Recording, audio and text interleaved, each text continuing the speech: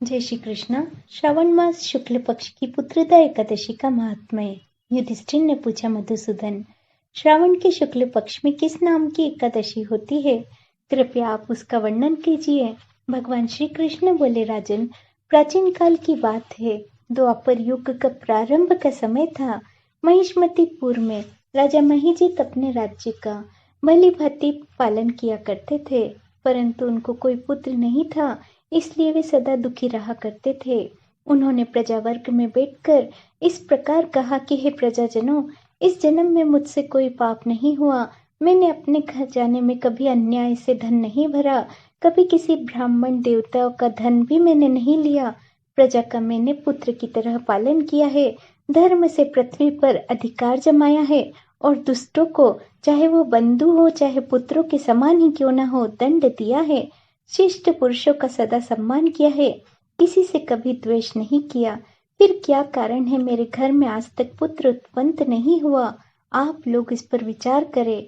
राजा के ये वचन सुनकर प्रजा और पुरोहित सभी साथ मिलकर गहन वन में गए और राजा का कल्याण चाहने के लिए वे सभी लोग इधर उधर घूमकर ऋषि सेवित आश्रमों की तलाश करने लगे।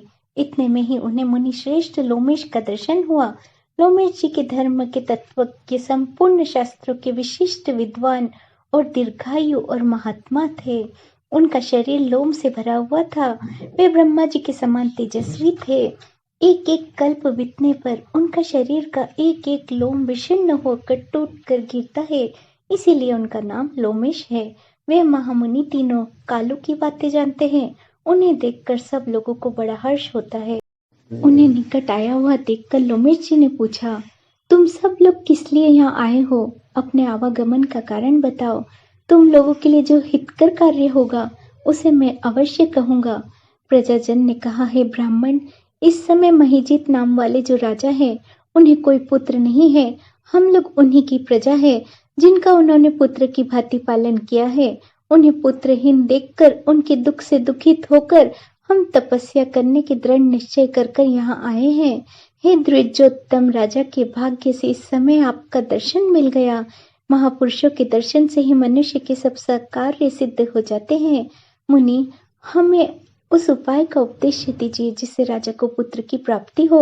उनकी बात सुनकर महर्षि लोमेश 2 घड़ी तक ध्यान मग्न हो गए। तत्पश्चात राजा के प्राचीन जन्म का वृत्तांत जानकर उन्होंने कहा, हे प्रजावृंद, सुनो। राजा महिजीत पूर्व जन्म में मनुष्यों को चूसने वाला धनहीन वेश्य था। वह वेश्य गांव गांव घूमकर व्यापार किया करता था। एक दिन जेठ के शुक्ल पक्ष में दशमी की तिथि थी। दोपहर का समय था, सूर्य तप रहा था। वह गांव की सीमा में एक जलाशय पर पहुंचा। पानी से भरी हुई बावली देखकर वेश्य ने वहां जल पीने का विचार किया। इतने में ही वहां बछड़े के साथ एक गौ भी आ पहुंची। वह प्यास से व्याकुल, ताप से पीड़ित थी। बावली में जाकर जल पीने लगी। वेश्या ने पानी पीती हुई गाय को हाँक कर दूर हटा दिया और स्वयं पानी पिया। उसी पाप कर्म के कारण राजा इस समय पुत्रहीन है, परंतु किसी जन्म के पुण्य से उन्हें अकंटक राज्य की प्राप्ति हुई है। प्रजाओं ने कहा, है मुने, पुराण में सुना है कि प्रायश्चित करने से पुण्य से पाप नष्ट हो जाते हैं, अतः पुण्य का उपदेश कीजिए जिससे उस पाप का नाश हो जाए। लोमेश जी बोले, हे प्रजाजनों, श्रावण मास के शुक्ल पक्ष में एकादशी होती है। वह पुत्रदा के नाम से विख्यात है। वह मनोवांछित फल प्रदान करने वाली है। तुम लोग उसी का व्रत करो। यह सुनकर प्रजा ने मुनि को नमस्कार किया और नगर में आकर विधि पूर्वक पुत्रदा एकादशी का व्रत का अनुष्ठान किया। उन्होंने विधि पूर्वक जागरण भी किया और उसका निर्मल पुण्य राजा को दे दिया, जिसके कारण रानी को बहुत ही सुंदर और बलवान पुत्र का जन्म हुआ।